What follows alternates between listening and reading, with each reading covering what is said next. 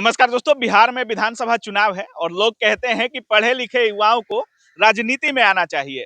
आप लोग हमेशा दिलीप कुमार को छात्रों का आवाज उठाते हुए देखे होंगे और बहुत लोग कह रहे थे कि दिलीप जी को चुनाव लड़ना चाहिए। और दिलीप जी हमारे साथ हैं और बिहार में विधानसभा चुनाव को लेकर सरगर्मी थोड़ी तेज हो गई है। और ताजा अपडेट ये है और छात्रों के लिए खुशखबरी ये है कि दिलीप जी इस बार विधानसभा चुनाव में विधायक के प्रत्याशी बनने वाले हैं, यानी चुनाव लड़ने वाले हैं। स्वागत है दिलीप जी और बहुत बहुत बधाई। जी बहुत बहुत धन्यवाद। किस पार्टी से चुनाव लड़ने वाले हैं? निर्दलीय पार्टी हम लोग का है। निर्दलीय लड़िएगा? बिल्कुल निर्दलीय लड़ रहे हैं, कोई पार्टी से नहीं, क्योंकि हमारे जैसे लोगों को कोई पार्टी टिकट नहीं दे सकती है। अच्छा। क्योंकि या तो वो पार्टी योग्य नहीं समझती है हमको, या हम पार्टी को योग्य नहीं समझते, यही बात होगी। अच्छा। क्योंकि जिस तरह का हमारा काम है, हाँ।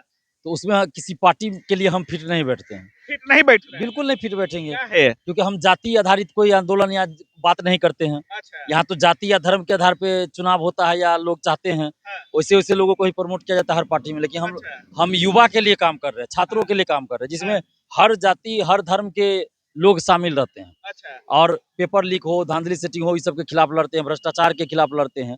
तो अब कल को कोई पार्टी के लोग अगर पेपर लीक में संलिप्त रहेंगे, तो हम तो उसका विरोध ही करेंगे, जैसा कि अभी तक करते आए हैं। हाँ। तो फिर वो उस पार्टी को तो दिक्कत होगा हमसे, तो इसलिए वो लोग नहीं चाहते होंगे हमको। अच्छा, विपक्ष भी टिकट नहीं देना चाह रहा है?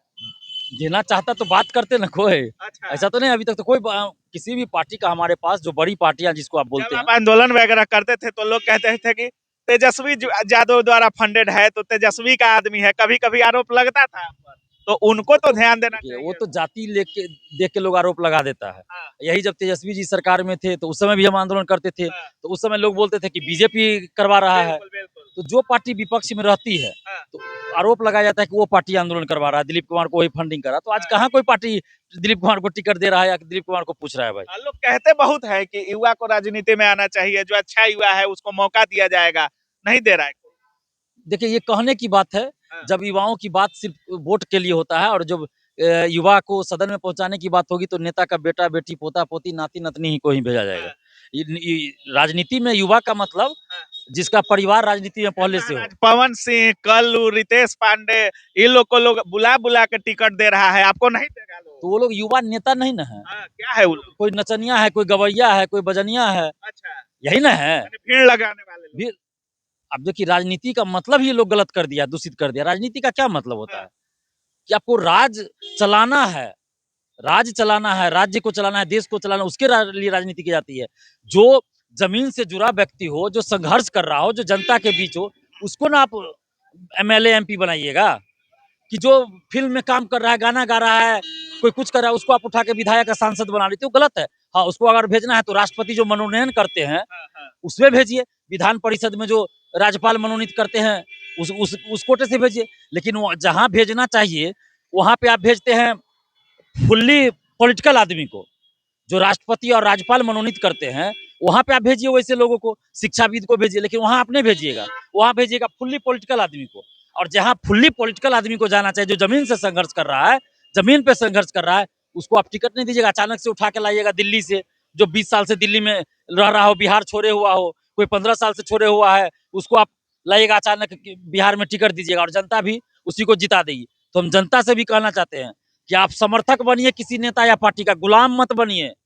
गुलाम मत बनिए। कोई भी पार्टी या कोई भी नेता अगर आप पे उम्मीदवार थोप रहा है, उस पार्टी का बहिष्कार कीजिए। उस चुनाव में बाद में नहीं कीजिए, हम नहीं कहेंगे, लेकिन उस चुनाव में उस प्रत्याशी को वोट नहीं दीजिए जो आपके। उम्मीदवार सही होना चाहिए। बिल्कुल सही होना चाहिए, उम्मीदवार सही। अब मतलब कभी ब्लॉक का नाम नहीं तक पता नहीं है, ब्लॉक का नाम ठीक से पता नहीं है, गांव में नहीं रहे, अभी उम्मीदवार बन जाएंगे। ये कितना मतलब, इससे काला दिन लोकतंत्र के लिए देश में कुछ होगा क्या, या बिहार में होगा? अच्छा दिलीप जी, जब भी कोई चुनाव लड़ने जाता है या तो पार्टी उसको अप्रोच करता है, नहीं तो वो किसी पार्टी को लोग अप्रोच करते हैं। अभी जैसे आप किसी भी नेता के या किसी भी पार्टी के दफ्तर के आगे जाइएगा, अभी नेताओं की लंबी कतार लगी हुई है, हमें टिकट चाहिए, हमें टिकट चाहिए। आप किसी पार्टी के दरवाजे पर गए या नहीं? देखिए, आज तक तो हम नहीं गए हैं, किसी पार्टी या नेता के संपर्क में नहीं गए हैं। और ऐसा भी नहीं है कि दिलीप कुमार को नहीं कोई जानता है। बिहार के जितने बड़े बड़े नेता हैं, पार्टी सब जान रही है, सब पार्टी जान रही है, सब नेता जान रहे हैं कि दिलीप कुमार कौन है और क्या किया है। लेकिन जब किसी को लगा ही नहीं कि दिलीप कुमार उस लायक है, तो हम कैसे जा सकते हैं? हमारे जैसे बहुत लोग हैं जो हम तो नहीं है वैसे, 5-5 करोड़ रुपया देगा, 2-2 करोड़ रुपया देगा, चर्चा। हम तो 1 रुपया नहीं दे सकते हैं। पैसा लेकर चुनाव में बैठ तो नहीं ना जाइएगा। कुछ लोग यो कहते हैं कि वोट काटने के लिए खड़ा होता है किससे पैसा लेंगे? ऐसा तो नहीं कि मान लीजिए वोट बनने लगे तो पैसा लेकर के किसी प्रत्याशी से कहिएगा कि हम इनको समर्थन दे रहे हैं। नहीं, ऐसा कभी नहीं होगा। नहीं होगा। अगर सुनिए ना, पैसा का लालच होता हाँ। तो हम कोई पार्टी ज्वाइन कब का कर लिए होते। हमारे पास जब ऑफर आता था गाड़ी ड्राइवर सहित अपार्टमेंट फ्लैट सब का, अच्छा। तो बहुत पहले हम ज्वाइन कर लेते, छोड़ देते। ये सब सड़क पे लाठी कौन खाता? बिल्कुल बिल्कुल। सड़क पे लाठी खाने से अच्छा ना कि हमको अपार्टमेंट मिलता रहते आराम से, मेरे नाम से सब कुछ रहता, आराम की जिंदगी जीते। लाठी खाने का जो विधानसभा कौन सा होने वाला है? दरभंगा का है बहादुरपुर विधानसभा। बहादुरपुर। बहादुरपुर विधानसभा, जहाँ की बड़े बड़े दिग्गज विधायक रहे हैं, मंत्री भी हैं, अच्छा। और वो लोग लड़ रहे हैं, उनके खिलाफ हम लड़ने जा रहे हैं। अभी कौन विधायक है? अभी मदन सहनी जी हैं। अच्छा। लगातार वो विधायक वहां से बने हैं और मंत्री भी हैं। जदयू के कद्दावर नेता हैं, कहने के लिए तथाकथित कद्दावर नेता हैं, हाँ। लेकिन काम वैसा रहे तो फिर हम लोग भी करते कुछ। लेकिन दिलीप जी का मूल मकसद क्या होगा? अगर चुनाव दिलीप जी पर अगर युवा भरोसा करें, वहां की जनता अगर भरोसा करती है, तो कौन कौन सा ऐसा काम होगा जो आप अपने विधानसभा में करना चाहेंगे? किसी काम को चालू कराना होगा या किसी को बंद कराना होगा? किस काम पर ज्यादा ध्यान होगा दिलीप कुमार का? देखिए, अभी अधिकतर जगह पे आप देखिए, और बहादुरपुर में हमने देखा है घूम घूम कर, कि अभी बहुत सारे रोड का शिलान्यास हो रहा है। पुल का कई शिलान्यास, उद्घाटन नहीं, शिलान्यास। अच्छा। अब जब आचार संहिता लग गया तो अब मतलब रोड बनेगा? आप बताइए। आचार संहिता से एक दिन पहले, यहाँ तक कि उस दिन जिस दिन आचार संहिता सुबह में शिलान्यास किया जा रहा है, मतलब 5 साल बैठे हुए थे, आज शिलान्यास हो रहा है और वो बस बंद हो गया। तो दिलीप कुमार वैसा नहीं करने जा रहा है। सबसे पहले तो जितना योजना है उसमें 1 रुपया इधर उधर रिश्वतखोरी या कमीशन खोरी नहीं चलेगा। भ्रष्टाचार नहीं। बिल्कुल नहीं। जितना पैसा है वो योजना में खर्च होगा, 1 रुपया इधर उधर नहीं होगा। ना दिलीप कुमार को कमीशन चाहिए उसमें। और जितना भी योजना है, जितना भी फंड आता है, उसमें 1 रुपया रिश्वतखोरी नहीं। प्रखंड हो, अंचल हो, समाहरणालय हो, मतलब अपने विधानसभा से हटके भी हम बात कर रहे हैं, कहीं भी रिश्वतखोरी नहीं चलेगी। अगर कोई भी रिश्वत मांगता है, अधिकारी या कर्मचारी, डायरेक्ट मेरा नंबर सबके पास होगा, फोन करे, उस अधिकारी के खिलाफ हम कार्रवाई करवाएंगे। कहीं से भी भ्रष्टाचार नहीं चला। जल जमाव का अभी समस्या है, आप जल जाइए तो ठेवना भर पानी आपको में जाना पड़ेगा और नाक बंद करना पड़ेगा आपको, इतना गंद कर रहा है। और वहां पे विधायक जी का घर है, मंत्री जी का घर है, जो पूर्व विधायक है उनका भी घर है। लेकिन कितने शर्म की बात है कि वो लोग आज तक वो रोड सही नहीं कर पाए, नाला नहीं बना पाए। और कई रोड ऐसे हैं गाँव में, शहर में, जो शहर से सटा हुआ भी है बहादुरपुर विधानसभा, तो वहाँ आप पैदल नहीं चल सकते थोड़ी सी भी बरसात में। ये हालत है, बाइक से भी नहीं जा सकते, पैदल भी नहीं जा सकते। अच्छा, तो ये सब चीज होगा, कहीं भी इस तरह की नहीं होगा। जल संकट, पीने का पानी का संकट है, ये सब चीज दूर होगा। चाहे आवास योजना हो, नल जल योजना हो, सब में भ्रष्टाचार चल रहा है। अगर ईमानदारी से काम होगा तो विकास होगा और जनता को लाभ मिलेगा। अच्छा दिलीप जी, जिस तरीके से अभी बहुत लोग लाइब्रेरी हर गांव में खुलेगा, हर लाइब्रेरी गांव में लाइब्रेरी, ताकि स्टूडेंट्स को दिक्कत ना हो पढ़ाई करने में। निःशुल्क लाइब्रेरी। बिल्कुल निःशुल्क रहेगा और हर गांव में रहेगा, अत्याधुनिक सेवा से लैस। अच्छा। जो भी अत्याधुनिक हो सकता है वो सारी सुविधा रहेगी, हर गांव में रहेगा। सबसे बड़ा फैक्टर जाति है। अगर आप हमारे बिरादरी से नहीं है तो हम आपको वोट नहीं देंगे।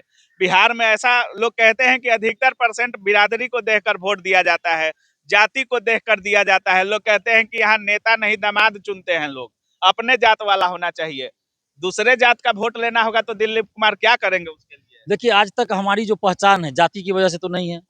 हमारी पहचान है युवा छात्र के लिए जो आरोप तो लगता है कभी कभी। आरोप लगाने के लिए तो कोई ये भी कह देगा कि हमको 200 करोड़ कोई दिया है और चुनाव लड़वा रहा है, ये भी कह सकता है। ये अलग बात है कि जिसको 200 करोड़ का घोटाला लगा उस पर कोई जांच नहीं हो रहा है। क्या करिएगा जाति के लिए? जाति से हमको कोई लेना देना ही नहीं कोई है। लेना देना नहीं। जाति धर्म से कोई मतलब नहीं। जो लोगों को तो लेना देना है। यही तो मानसिकता बदलनी है ना। एक दिन में मानसिकता थोड़े बदल जाती है, धीरे धीरे। आप बताइए कि दिलीप कुमार किस जाति से नहीं है, इसका कोई चर्चा कोई किया?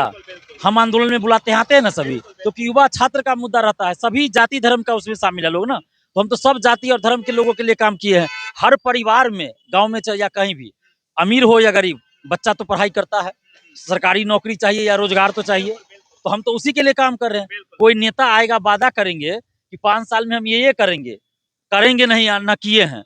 लेकिन दिलीप कुमार ये काम कर दिया है कि 35 साल, 30 साल, कोई 32 साल, कोई 28 साल, कोई 25 साल सरकारी नौकरी करेगा। वैसा काम हम कर चुके हैं। तो ऐसा तो नहीं कि विधायक बनने के बाद दिलीप जी भुला जाएंगे स्टूडेंट को? नहीं लोग सड़क कहता है कि जैसे ही सदन में लोग पहुंचता है फिर सेटलमेंट चालू हो जाता है। सड़क पे जो लड़ाई हम 10 साल से लड़ रहे हैं, हाँ, तो हम कह भी रहे हैं सड़क से सदन तक लड़ाई लड़ेंगे। अच्छा। ऐसा नहीं बोल रहे हैं कि सड़क के बाद अब सदन में लड़ेंगे। हाँ, सड़क के साथ-साथ सदन में लड़ेंगे, यानी सड़क पे जो लड़ाई हो तो जारी रहेगी हाँ। और सदन में भी जारी होगा। दिलीप कुमार को सपोर्ट कीजिएगा आप लोग? बिल्कुल अपने अपने जिला से अपने अपने क्षेत्र अपने जितनी ताकत होगी, चाहे आर्थिक हो, ऑनलाइन हो, हर तरीके से करेंगे क्योंकि हाँ। 10 साल से हम लोग के लिए लड़ रहे हैं। अच्छा।